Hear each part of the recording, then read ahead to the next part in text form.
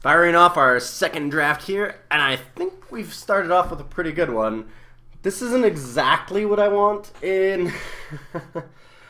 it's not Gazella for sure, but Bruna seems pretty decent. The card's really tough to beat. The problem is, of course, that red-white generally tends to be aggro, so I don't know that I really want a 7-drop. It might just be better to grab the Stromkirk Occultist, even though that card's not even that great. Like, this is a rare, but the problem is that you don't often get more than one hit in with it, if you even get one hit in. Because, I mean, it's just a 3-2 for 3. That's not large enough to really push through a lot of damage. I mean, Bruna is just an incredible finisher. It gets something back out of your graveyard, and it's a 5/7 flying vigilance. There's very little that can block it, so if they don't have just straight up removal for it, you'll tend to win the game. And even if they have removal for it, you generally get something pretty good out of the deal. If you trade it for their best removal spell, which you're probably going to, and a creature, that's pretty decent. I think that we're just going to grab Bruna and see what happens.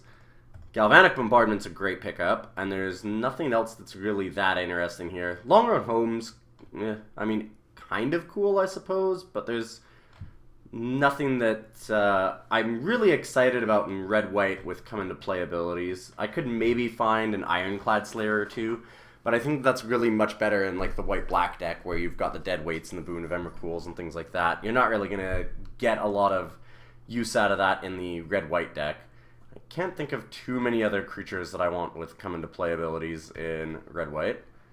Spreading Flames. That is a late game card, and I've already got as much late game as I think I could possibly want with Bruna. We have Vildenpack Outcast, though, and this thing's just a gigantic beater, so that might be good. I like Guardian of Pilgrims a lot, too, but I should be able to pick these up quite late. If I pass Faithbearer and Guardian, I wouldn't be surprised if Guardian comes back, so I'm going to just take Vildenpack Outcast here. Steadfast Cathar is not amazing, but we want 2-drops, we want to be fairly aggressive. We need to take some of those kinds of cards. Faithbearer Paladin's fine, but we already have a 7 and a 5. 3 picks in. We need to start picking up some 2s if we're actually going to be a little more aggressive. So let's just snap off this Steadfast Cathar. Ooh. Courageous Outrider is a really good pickup. And if we can keep picking up these kinds of things, then Bruna gets better and better as well, because this procs off of humans and this procs off of humans. They both get advantage for having more humans in your deck, so we can kind of go deep that direction if we really want to. So snap that off. Guardian of Pilgrims. Not an amazing card, but it is a 2-drop. It is fairly aggressive, and it's kind of what we want. Another Guardian. There's also Falconwrath Reaver and Steadfast Cathar. This is a very interesting choice, actually. Reaver's obviously a distant third because it's just a 2/2, but with no abilities, and these ones each have something advantageous about them. The big question is, does the +1/+1 when it comes into play and the extra toughness make it better than this being a 2/3 on the attack? I think it's really close. Cultist Staff isn't the worst either. I think that Steadfast Cathar is a little better, and also because of the simple fact that I do have some Humans Matters cards already, so I think that it's just a slight edge to it.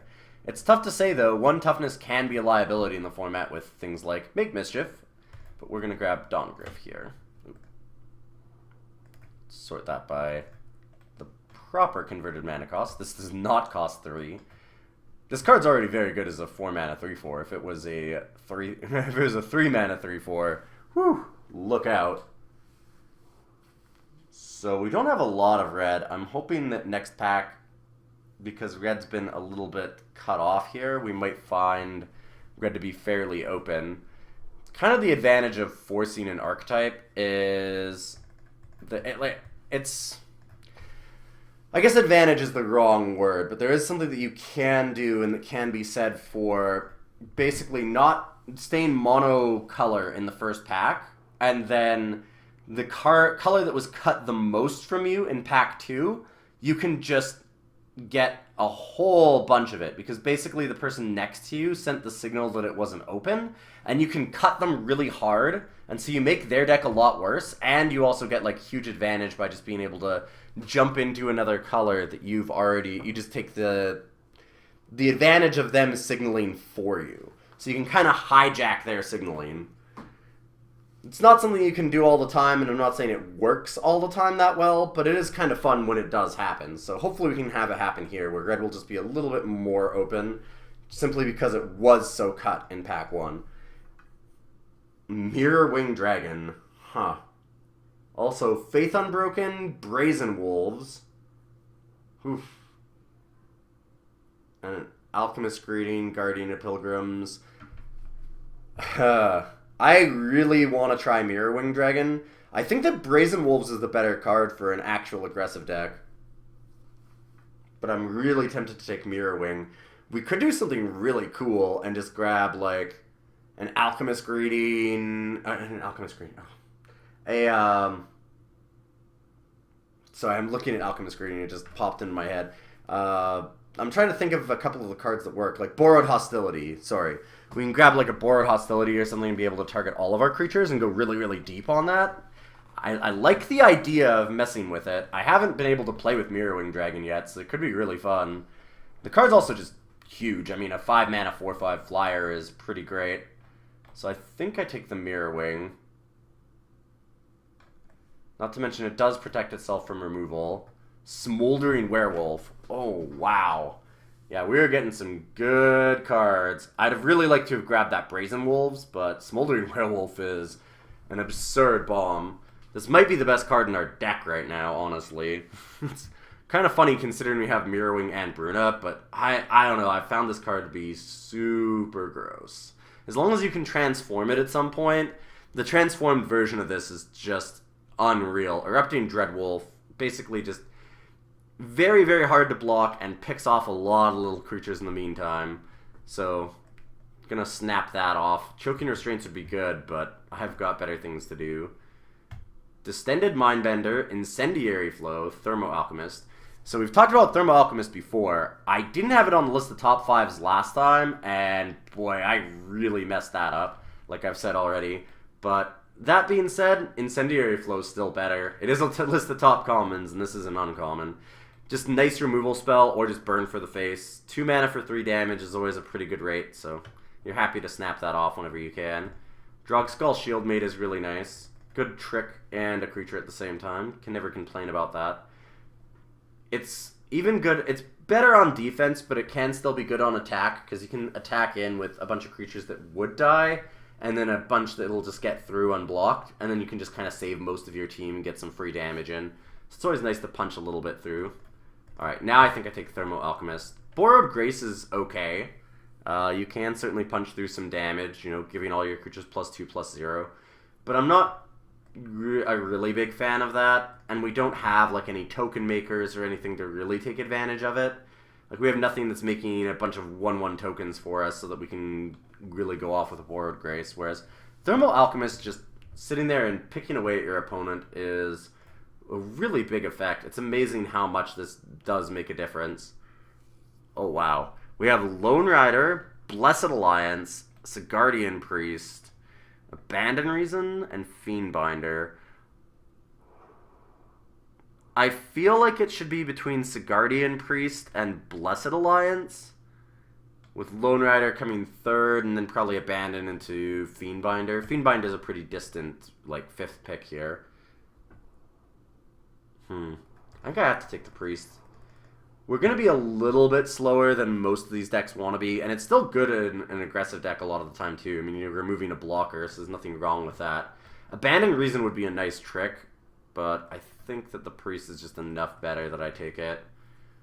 And now we have Desperate Sentry, Extricator of Sin. It seems very tough for us to get Delirium. I don't have any Eldrazi besides the Smoldering Werewolf.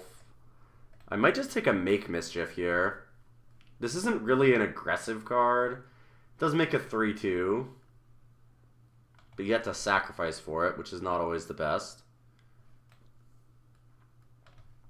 I think that we just take Make Mischief. Extricator of Sin's a good card, but not really for what we're trying to do. And I do like the Make Mischief. Wow, Insatiable Gorgers is nasty. This thing's just huge. I mean, it's Juggernaut. It gets in for a lot of damage very early, and it can be, as long as you can back it up with like some removal to stop them from double blocking, it can really take over a game. I like Ride Down, though, as a trick. I have 15 creatures already, so I have to take that into account. Borrowed Hostility would also be nice because of the Mirror Wing. I did specifically mention that. I think we take the Ride Down. Kind of sad about that. The Insatiable Gorgers would have been great.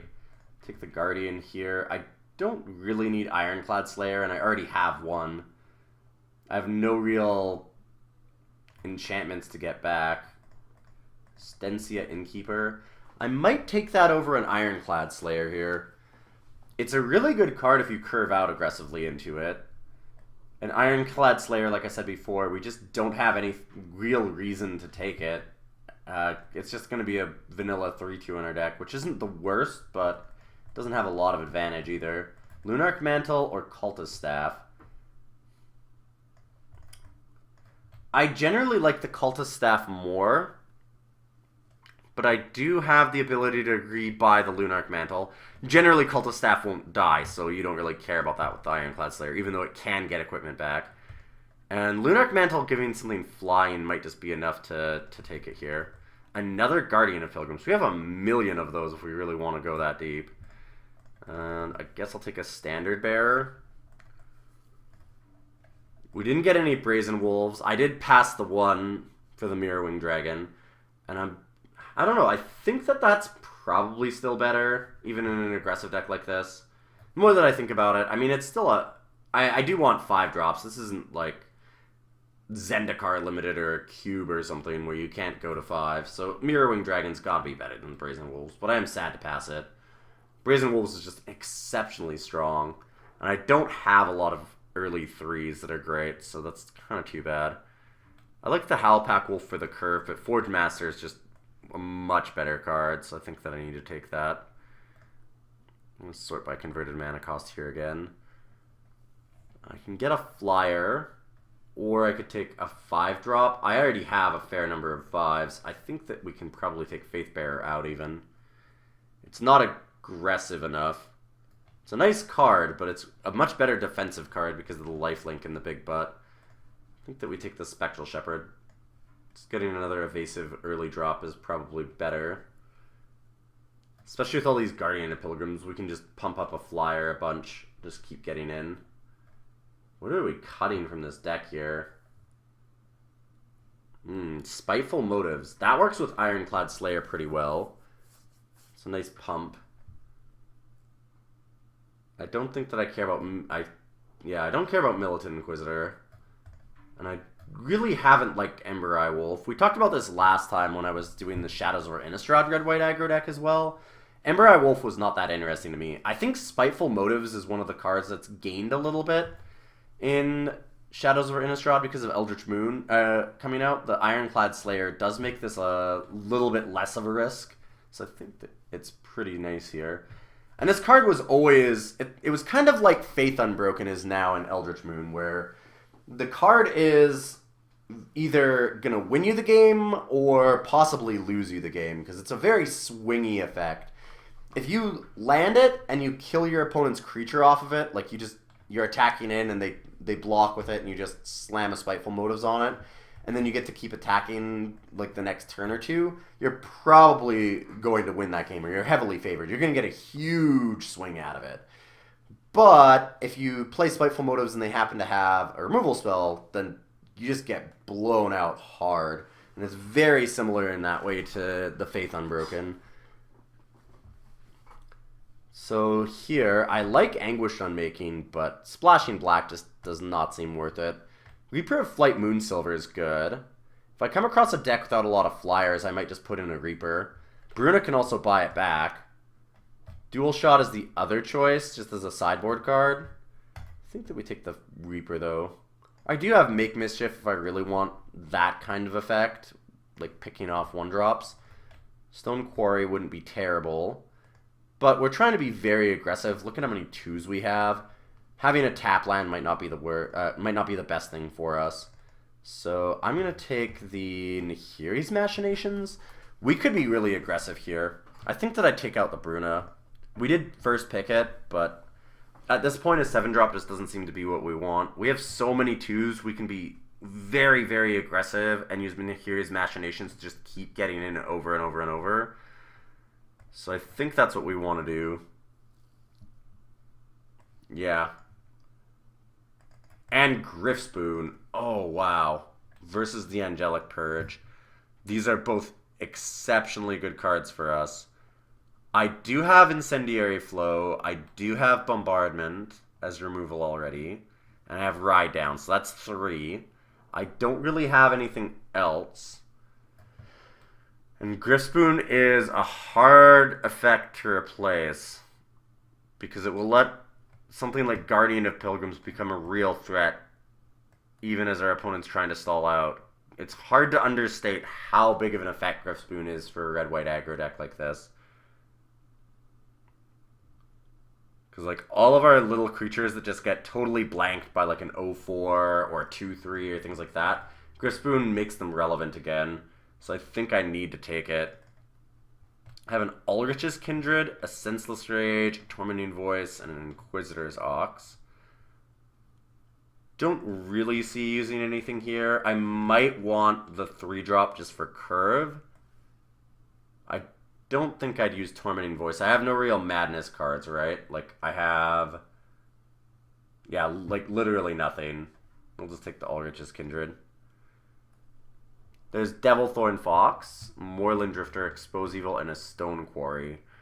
Again, I think Stone Quarry is unnecessary just because we want to be playing things on turn 2, and if like we have a hand with a Plains and a Stone Quarry, or I guess it's not a good example because like then we can still play this on turn 1. But turn 3, we're trying to top deck a land. We've got a red and white. We're trying to hit our 3s, grab Stone Quarry off the top of our library. That's just not great for us. Same with like turn 4 when we're trying to drop 2 2-drops. I think I'd rather just take Devilthorn Fox. Devilthorn Fox does have the advantage of being very good with Griffspoon too. Not forgotten. Vessel of Ephemera is an option. Having some flyers is pretty good. Take the Militant Inquisitor. Mostly just done here. Ooh, Foil Island. Gotta snap that off. I don't really want Moorland Drifter because we're unlikely to get Delirium. We need to cut 4 cards from this deck. I really like the way this deck turned out. We have so many 2-drops. It's very aggressive that way. I think that because of that we can take out Stencia Innkeeper. The card's decent if we're really aggressive, but you really need to curve out with it to make it good. If you get it on like turn 6, your opponent's probably got enough lands they just don't care about it anymore. So it seems like a decent card to get out of there. I could take the Reaper out as well, just have some a little bit fewer 5s, and I could maybe even go down to 16 land. This definitely seems like a 16 land deck. I still need to cut 1 card if we're doing 16 though. I have the Spiteful Motives that I like. Tempted to take out the Lunarch Mantle. Yeah, I have a large number of creatures. Very large number.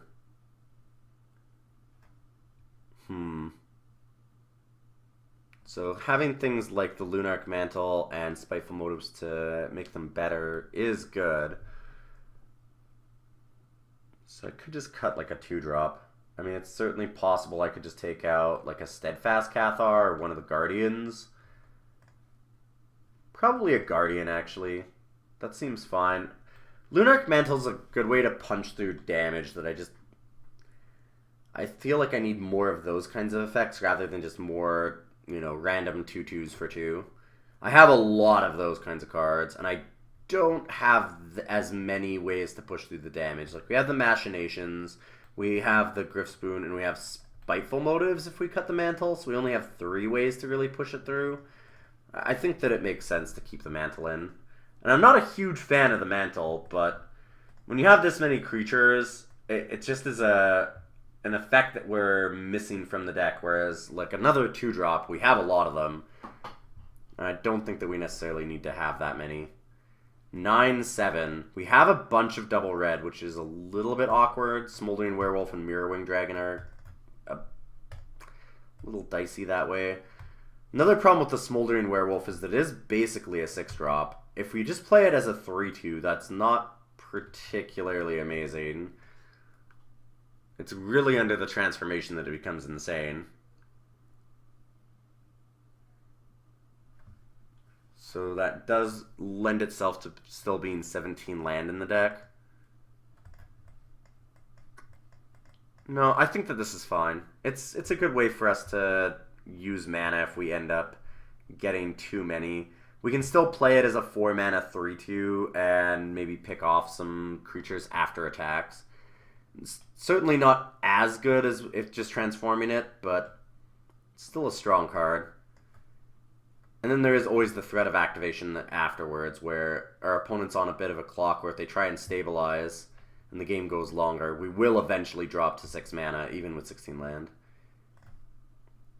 Yep, this seems fine. So we'll submit it, and we'll go to rounds. I like the way that this deck looks. It's very interesting. It's too bad we couldn't play Bruna. I would have liked to have played that. When I first saw it, I actually thought it was Gazella, and I was so excited, because Gazella would be absolutely nuts for a deck like this. I mean, Gazella's obviously just nuts in general. The card's super insane, but I'm still happy with the way the deck turned out. And I'm hoping that we can go back-to-back finals. See you soon. Midnight Scavengers, Rebind the Rat. Ugh, that's not good. I really need the land so we can Spiteful Motives. And right on time.